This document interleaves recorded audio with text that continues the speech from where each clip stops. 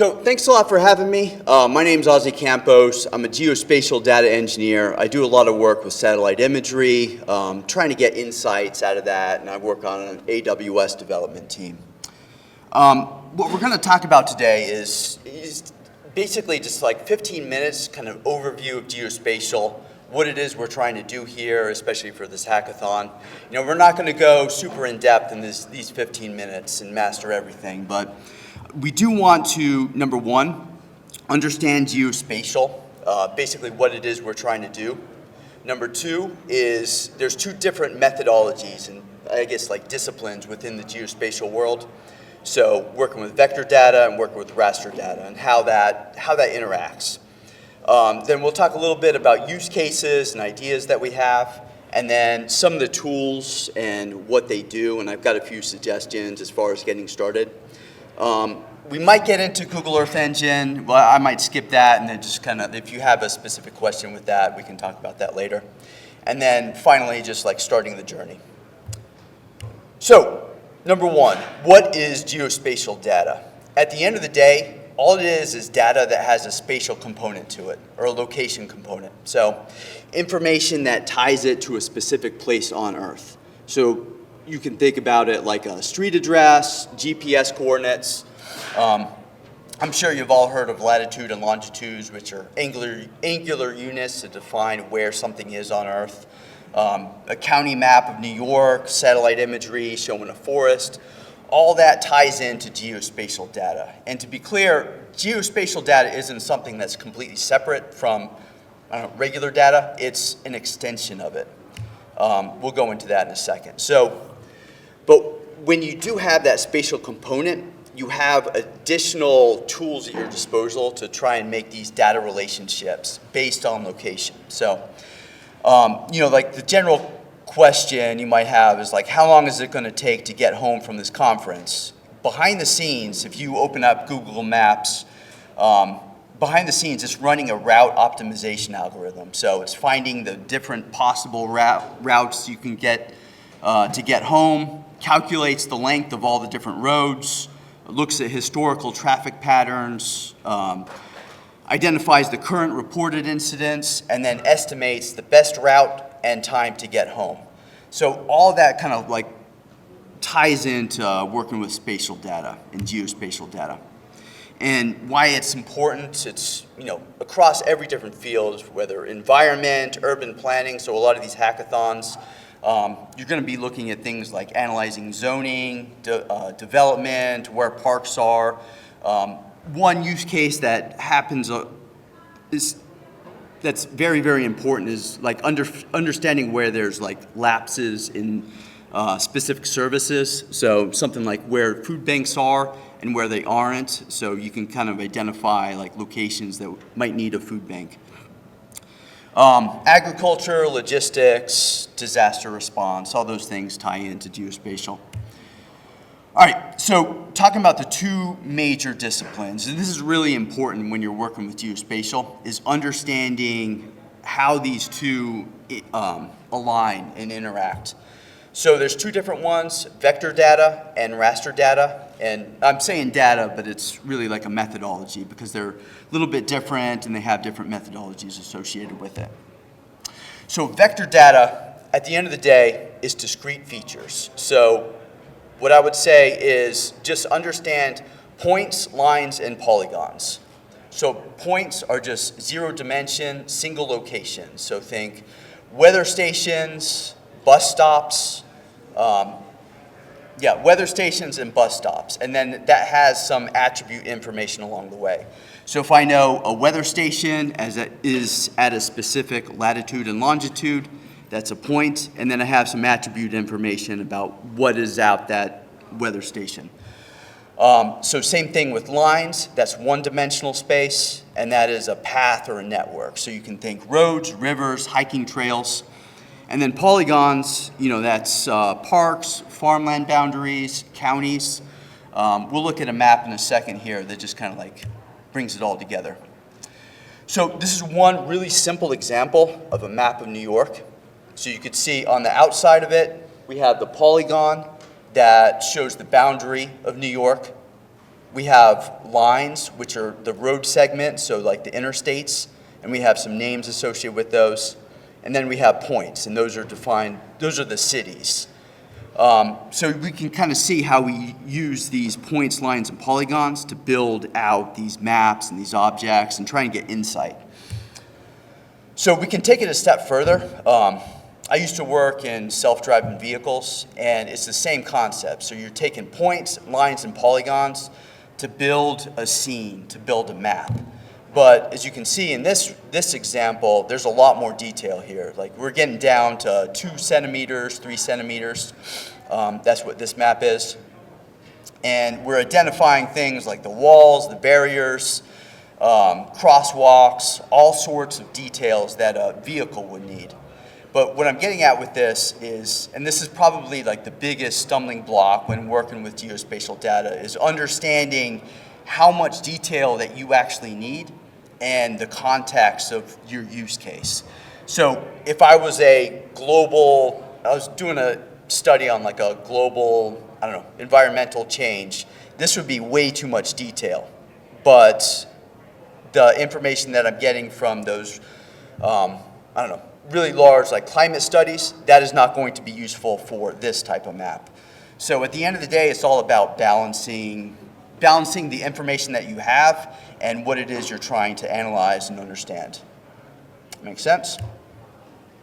All right, so the counterparty of working with vector data is raster data. And at the end of the day, those are continuous surfaces. So you can think about it like an image. At the end of the day, it's a rectangular grid made up of pixels. And every pixel is the exact same size. So when you take a snapshot, you have one layer, one rectangular grid of red intensities, green intensities, blue intensities, and then when you overlay it, you can make those combinations between red, green, and blue to create all sorts of different colors. So it's pretty much an infinite number of colors, and that's how a photo is created. With satellite imagery, what's really cool is you have additional layers. So not just red, green, blue. It's very common to get near infrared, near infrared, a few additional bands along the electromagnetic spectrum.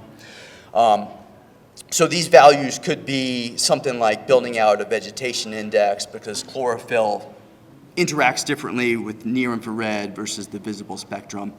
Elevation, temperature. So at the end of the day, raster data, it normally comes from something like satellite imagery or sensors. So if you hear about like IoT from tractors, collecting data along a farmland, that's kind of where it's coming from.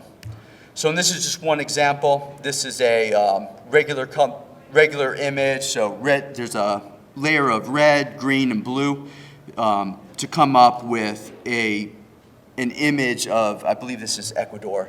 And this is from Landsat, so NASA satellite constellation called Landsat. All right, so why this matters. Like these two methodologies are really the foundation of what you're going to be doing with geospatial. So vector tells us where things are, and for the most part, that is your summarized information. So that's, in most cases, that's how you're going to provide information to your users, how you build maps. Whereas raster data is an explanation of what's happening along a location. So how green the forest is, how hot the city is. So what you're doing is you're bringing these two together. So knowing how they fit together and being able to summarize what the user actually needs. So tools and what they do, and this is going to be important for the hackathon. There's something called QGIS. So that's an open source desktop GIS. That would be my suggestion. I would look into that. It has excellent tools so you can work with this vector data and raster data. You can build maps. You can download data and put it all into context within QGIS. And there's a lot of sophistication behind the scenes, but to get started, it's relatively easy to use. So another one, ArcGIS, is if you have a student license, you can normally get it for free. They also have personal licenses, which I use. It's proprietary and it's a little more, there's a lot more to it. So it's full featured. If you go and work in industry or research, a lot of organizations, ArcGIS is kind of like the most well-known software package, but it is proprietary and can get pretty expensive over time. The other thing, especially for this hackathon, that I would say is going to be important is OpenStreetMaps. And it's an open source, crowdsourced method of building a map. So it's basically millions of people have went on to OpenStreetMaps and they've digitized it. Like OpenStreetMaps provides free satellite imagery, so you can digitize on top of it, and you can provide perspective. And what's really cool is you can go into places that are, don't really have established maps, so a lot of like poor countries, and you can get really detailed information about like the names of the restaurants. So it's like kind of Google Maps, but way more detail and stuff that's really unique. I'll skip over GDAL, but another tool that you might find to be useful is like Leaflet, Mapbox, Kepler GL for interactive mapping. You can build some really cool maps with that. So that's another thing that I would check out. If you do have a background with Python, that's another thing. We can talk about that offline. But again, you can build a lot of cool software and tools out of this. But at the end of the day, it is a massive ecosystem, and I think QGIS and OpenStreetMaps are kind of your two starting points for something like a hackathon. Google Earth Engine, I'm kind of running out of time, and it's probably going to take a while to kind of go into this in depth. But this is a software, it's kind of similar to Google Earth, where Google Earth you can go around, search, it's just kind of fun to like look through satellite imagery. You can search around all throughout the world. It's an extension of Google Maps, but Google Earth Engine lets you do analysis on that raster data that I was talking about. So you can actually interact with the pixels. There's a lot of complexity with like building out some of those vegetation indexes. But anyways, we can talk about this offline. So anyways, I guess my summary here, as far as getting started with geospatial, I've been doing this for several years, and the thing that I've realized is don't try to learn everything all at once. Like there's way too much out there. So start with one thing that you're interested in and let your use case drive what it is you need in the geospatial world. Whether it's the tools, whether it's like how you get the data, all that stuff should be driven. Let your use case and like your passions kind of drive what it is you're trying to do with geospatial. So, and then after that, it's just about getting experience, getting more familiar with the tools, and just kind of take it step by step, have fun with it. So, any questions? Okay. So, and I'll be around to answer any questions throughout. And let's do. Okay. This is hands-on. This is fine. Yeah, I mean, I'll go through a little bit stuff. Okay. So I think Switching back and forth between slides and real GitHub experience. Yeah, so to begin with, I think the first presenter gave a good description theoretically. Louder? Okay, the first presenter provided a good theoretical description and gave the hints about how you can use maps and like some of the examples and libraries you can use. And I have basically implemented those in POC kind of a project that you can use in your hackathon as a reference. I'll go through some of the part from like the beginning. So, like to begin with, just the basic stuff is going with the every topic.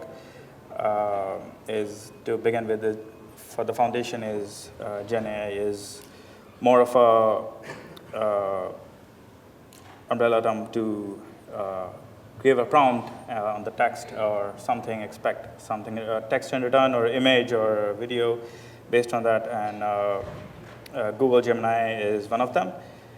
So I've used Google Gemini for prompting and to get the AI-based data back. So a little bit of background about Google Gemini is it started or released in December 2023, and you can use it through Google AI Studio or through the API to begin with, and it can provide you text generation, image, like spatial reasoning also now coming up. And the interesting part is with the geographical based information also we can get it. These are all the options we can get it through, is more like embedded word embedding, mostly the text embedding relevant too.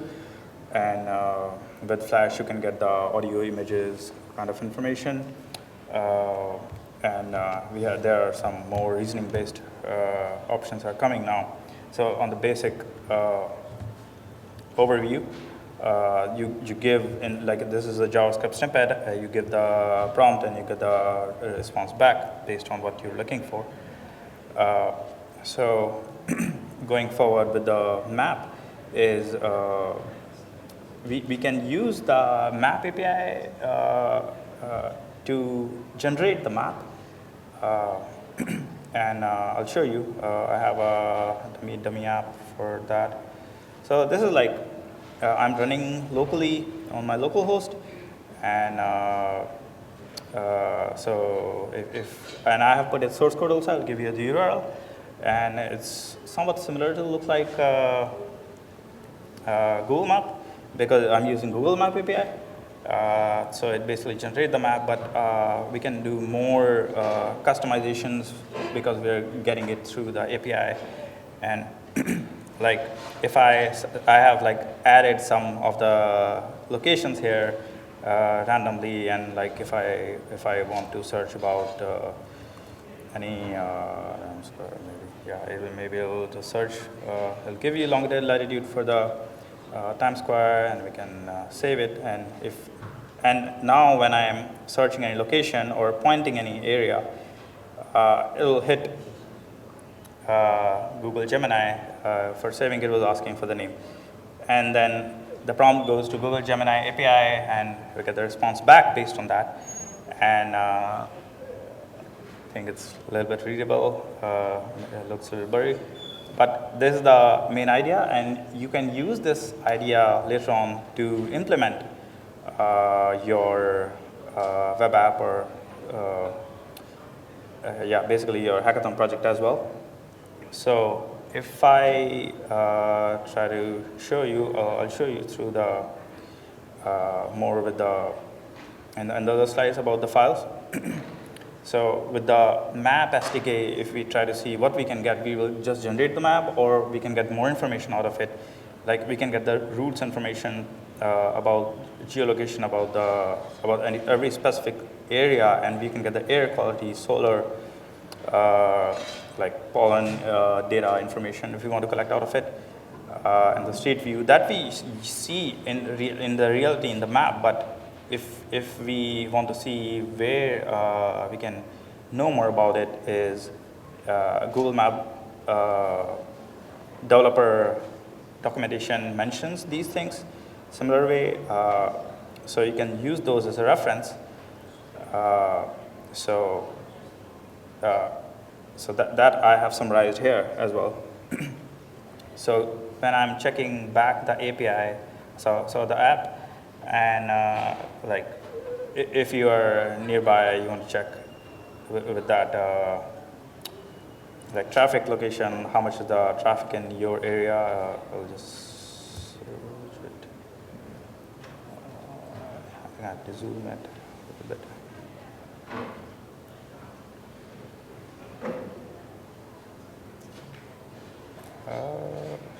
It used to work though, but I don't know. Okay, so this is a summary. I'll tell you a little bit more. So here, like I said, we are integrating or using the Gemini with Google Map.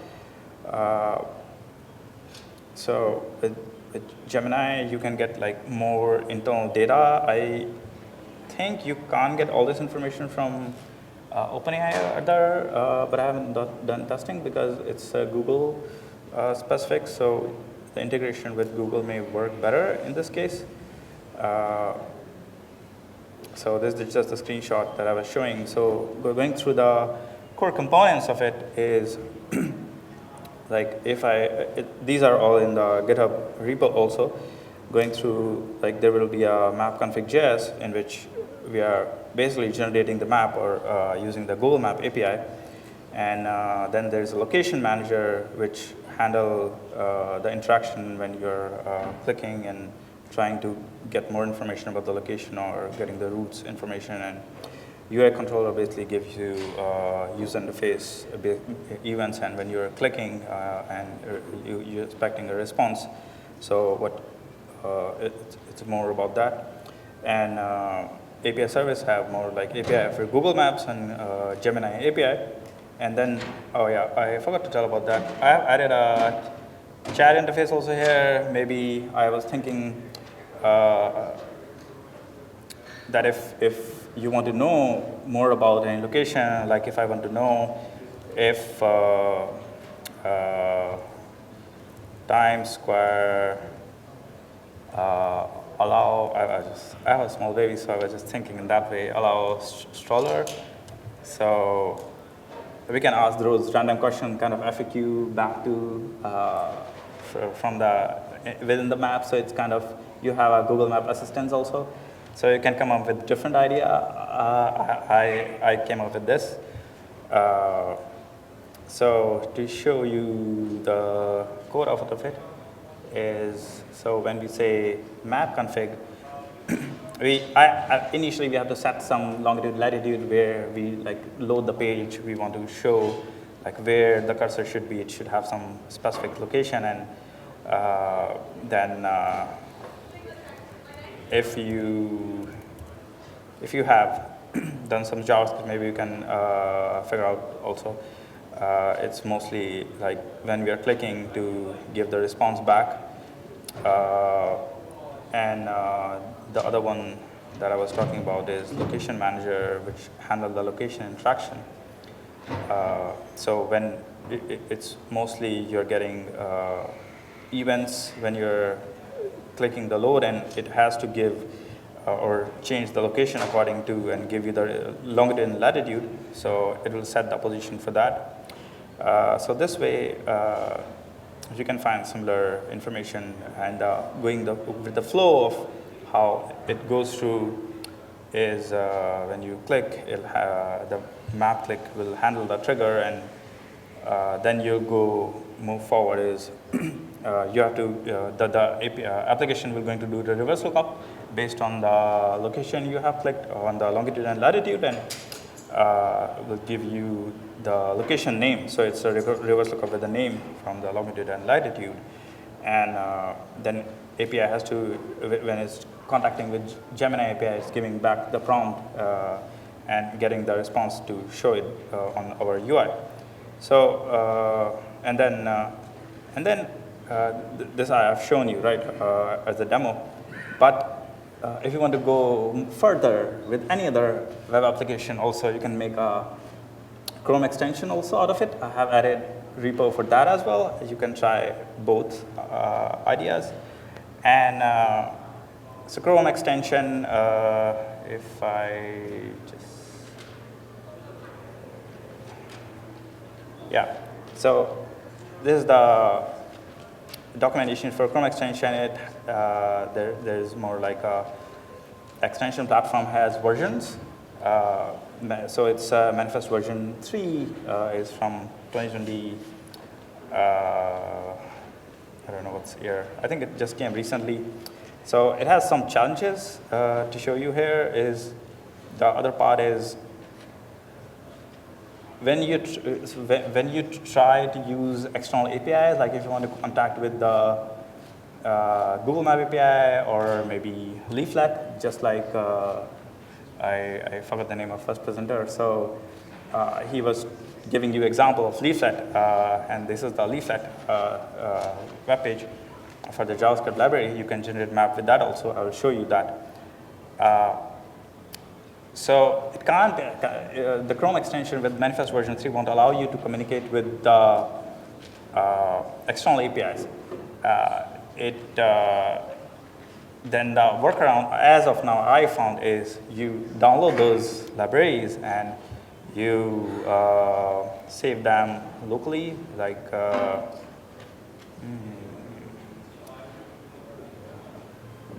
I saved it somewhere here.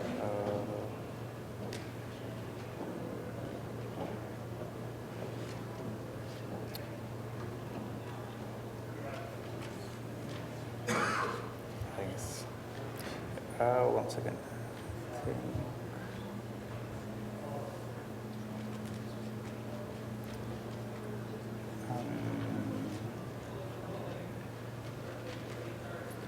So yeah, so with the leaflet, when I tried this, so basically this is leaflet.js. You can pull it through Yarn or like maybe with other ways. So basically you have to keep it with the source code. This is the main idea I was just trying to tell you to avoid the issues. And the other major component in this is background script, which is when you try to communicate or like you do the click on the extension, it runs in the background to give you the data back, and content script will try to get the communicate with the API for the Gemini, and storage API will store the data like locally. You're saving locations like I was showing you, and the other things. So this is the extension I added.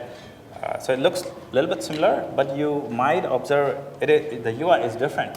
Why is it different? Because in this one I tried leaflet library. I didn't try I just want to try the both flavors. So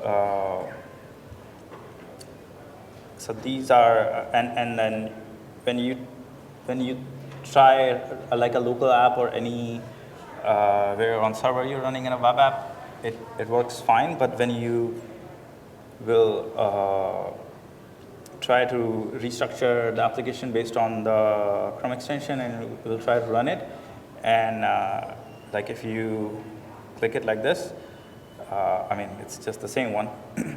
The problem happen is, like I said, if you're trying to redirect to another page, you may get the course errors. So you have to handle those as well. So here I have like summarized. If you see now the file infrastructure is changed a lot.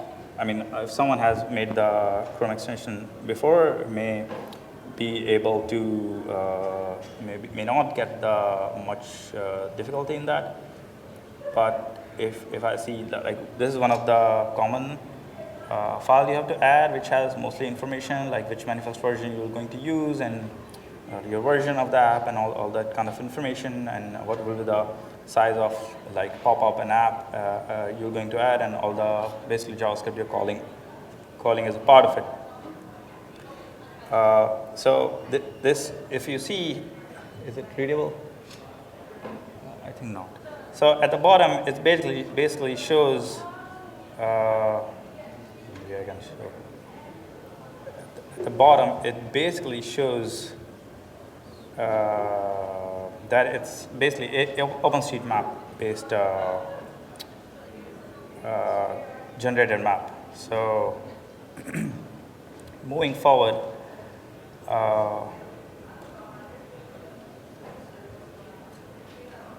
So on the basis of features, it has in comparison less features than Google Map API. That by default, if you're getting these satellite view and everything, it is not visible in the Leaflet API.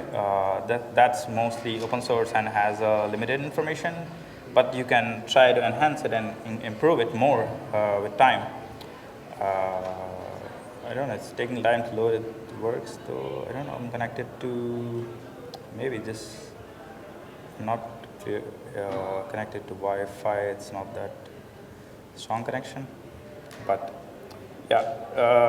So I have divided in my app those JavaScripts into 3 parts. So these API servers with the leaflet and generation chat response, these are mostly for AI integration with Gemini, and the other, with the map management, are more connected with calling the leaflet to generate the map.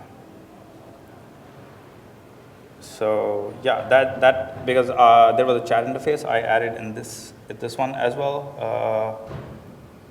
The same way. So, but this will be same because here we are doing the same communication with the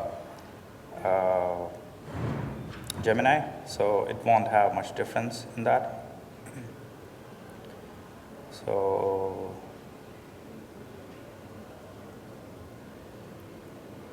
usually, I think it's just loading here. Somehow it's not able to connect to internet easily. I'm not sure why. But if you try to run it, and you will be able to, because I'm on the public or guest Wi-Fi, there may be this kind of problem. So in the, as we see the architecture of the Chrome extension, this is mostly how it looks like. Like I was talking about the background script, background.js that I've run is the part of it background script. It has like a service worker, the request. When we try to run the background job to call the other APIs, so that usually take care of that. So if I go back here, and you can see the Chrome runtime listener is running here. So when we are executing, it'll be like common in all the Chrome extension. So these are not different from any app specific. Yeah. So the other important part is related to the data storage. It does it, so we don't have to much take care of that, but it's just part of the Chrome extension, which is also common. And as the mention about the external API, so in the manifest 3, you are usually not allowed to use the, I'll just close it, external APIs as I see here. But, I was showing you here, but I think it went somewhere. Okay. So yeah, that's most of the summary. I put the source code in my GitHub repo here. You can reference from it, or if you need it later on, you can tell me. You can save it. And there are, I don't know if I'm allowed to tell this or not. So there was basically Google Map hackathon in the past, and there are more creative ideas. I found that later on. I thought it may be useful. I haven't checked any project there in detail, but they look like creative ideas, so you can use those as a reference also. So yeah, that's most of it is what so I have put up some references here, which I was showing you. You can use that as well.